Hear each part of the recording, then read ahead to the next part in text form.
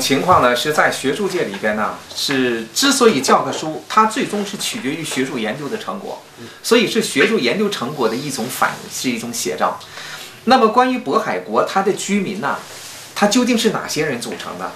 所以我们感觉到中国学者就普遍认为呢，它是属于漠河人。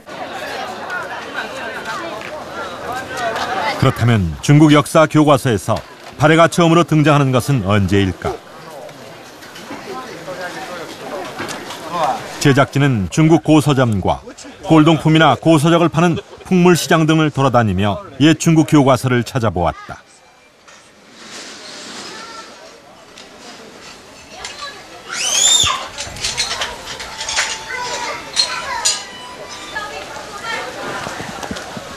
(1950년대) 중국 역사 교과서. 이 시기엔 발해 관련 단원이 포함되어 있지 않았다. 1945년, 1951년 인민교육 출판사본. 적어도 이때까지만 해도 발해 사는 중국의 역사는 아니었던 것이다.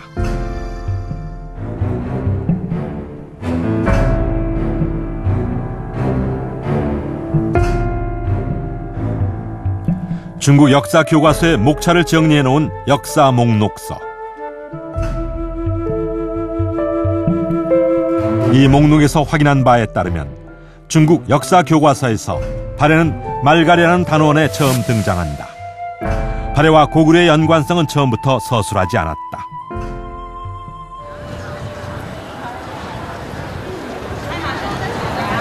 요즘 젊은이들은 발해를 중국사로 알고 있었다. 那你觉得渤海国是独立的国家吗？还是？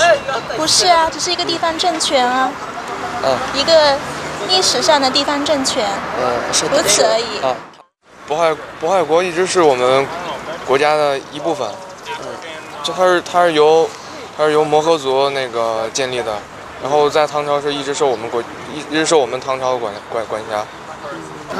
那基本上就中国的大学生都会是这么认为，应该大部分都这样认为的吧。 발해사의 중국 역사 교과서 편입은 중국의 소수민족 정책과 관련되어 있다. 특히 발해와 함께 다뤄지고 있는 토번은 현 티벳으로 독립 문제로 중국과 분쟁이 끊이지 않는 지역이다. 소수민족이 그 중국이 되자, 한 집안이 되자 이런 것을 얘기하고 있는 거죠. 전부 화합해서 똑같은 한 집안이 돼야 된다.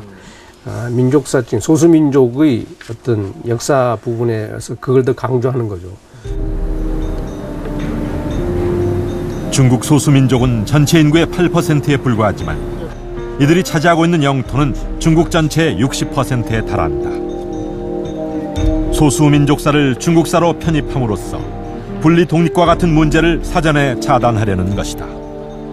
통일된 다민족 국가라고 하는 그런 어떤 논리를 내세워서 소수민족들을 장기적으로는 중국의 한족화하는 정책의 일환으로서 만들어진 이론이 통일된 다민족 국가다, 이렇게 볼 수 있는 것입니다.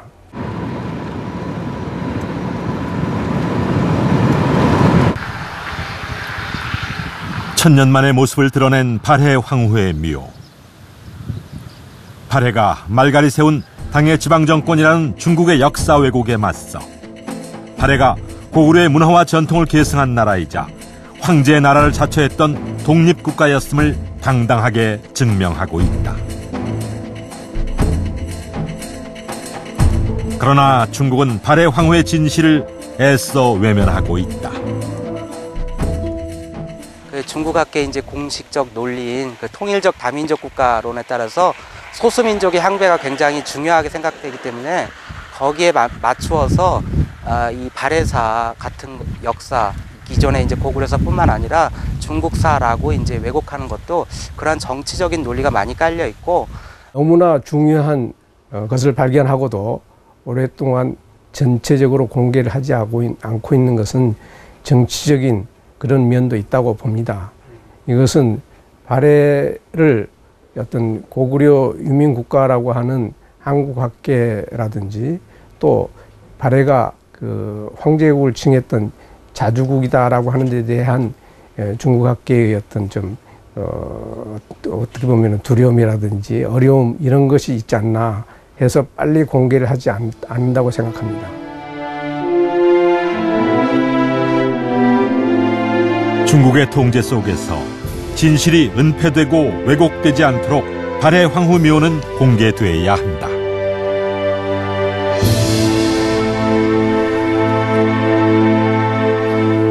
세계에서 고구려와 발해의 후손임을 자처하는 민족은 우리 한국인밖에 없습니다.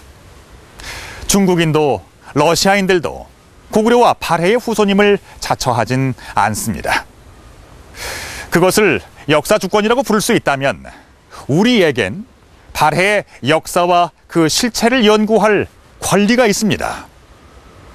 또한 역사를 과학이라고 한다면 연구자에 따라 그 해석이 달리 나오는 것 역시 경계해야 할 것입니다.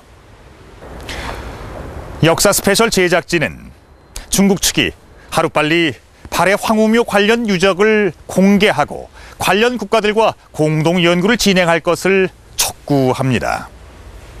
그것이 동아시아의 위대한 유산이자 세계인의 유산이 될 발해사를 바로 세우는 첫걸음이 될 것입니다.